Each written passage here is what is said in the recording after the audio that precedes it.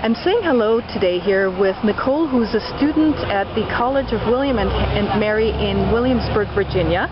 And she's been so kind to give me a tour of the college campus, the Sir Christopher Wren building, the President's House, and the Bradford Building. And we are now at the end of the Duke of Gloucester Street, which is the central street of historical Colonial Williamsburg. Can you give me a little bit of an idea, what is Colonial Williamsburg all about, and what is the connection to John D. Rockefeller Jr.?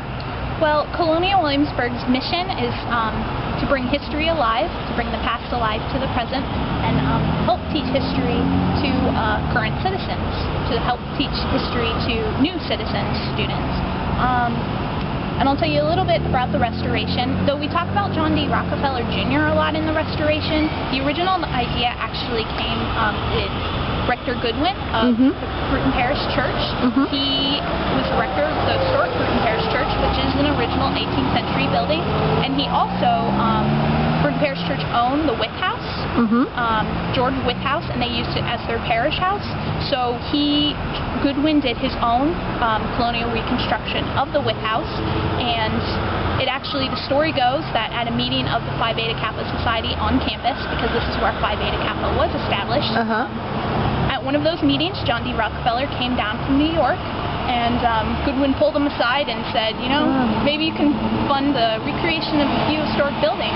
So it put the idea in his head, and the friendship developed to the point where Goodwin eventually convinced him to fund the recreation of Colonial Williamsburg. So what I've been reading, actually, which is very interesting, about 720 19th century buildings were taken down, actually, and about 500 colonial era buildings were recreated, out of which 88 of them are original. Right? So it's very interesting that sort of a 19th century town was sort of taken down and replaced by an even older, restored sort of colonial inspired collection of buildings. But the buildings that were created were based on original buildings that were here originally. Yes, definitely. I'll say a little bit about the early 20th century town. It was a working town. It had a large African American population. And when John D. Rockefeller Jr. started buying up all those properties, they actually had to move the people here. So there was a little bit of controversy about that. And there was actually an African American school that was on the property of the governor's palace. And they actually, John D. Rockefeller funded a new school, Bruton Heights School, over in that direction. And of course to rebuild the governor's palace. And today the Bruton Heights School is actually the offices of some of the departments of Colonial Williamsburg.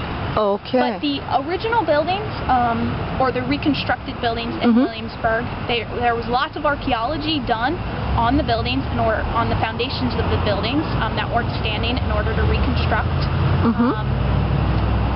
in order to get an idea of what they wanted to build above ground. So there was lots of study, of architectural study. Unfortunately, I've heard lots of different records of a lot of the material culture, say the archaeology, the pieces of material culture in the ground were actually more ignored than they would be today. So it's kind of valuable resource that was ignored at the time, but with developments in archaeology, anthropology. Makes sense. What are some of the key buildings in the colonial area of Williamsburg? Colonial area. Governor's Palace is definitely a major building. That was the residence of the royal governors of the colony of Virginia. And also a reconstruction. It is a reconstructed building. The reconstruction was actually partly based on Thomas Jefferson's drawings of the foundation of the building, and on Governor Dunmore's inventory when he left the building. Another cool building to go see is the Capitol building. The Capitol, yeah, it's beautiful. The House of Burgesses, the Virginia Court, things like that. Also a reconstruction? That is a reconstruction.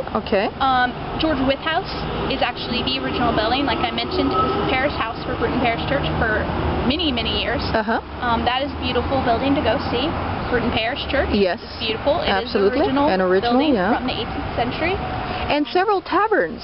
One of the brochures I picked up for Williamsburg says there's like 4 historic taverns that people can visit where the waitresses and waiters are in costumes of the period. I don't know if the buildings are original. Okay. The taverns, they're wonderful to eat at. Some have very reasonable prices. Yes. I've been to most of them. Great. Which ones are the ones that have the reasonable prices so I can check them out? King's Arms, if you go to lunch. Okay. It has reasonable prices of any, restaurant in the Williamsburg Great. area. Shields Tavern is more lunch and dinner is reasonable. Chowney's Taverns is very reasonable, but its evening programs are only for adults. They have some a little bit more tavern-based, 18th century tavern-based adult-themed programs.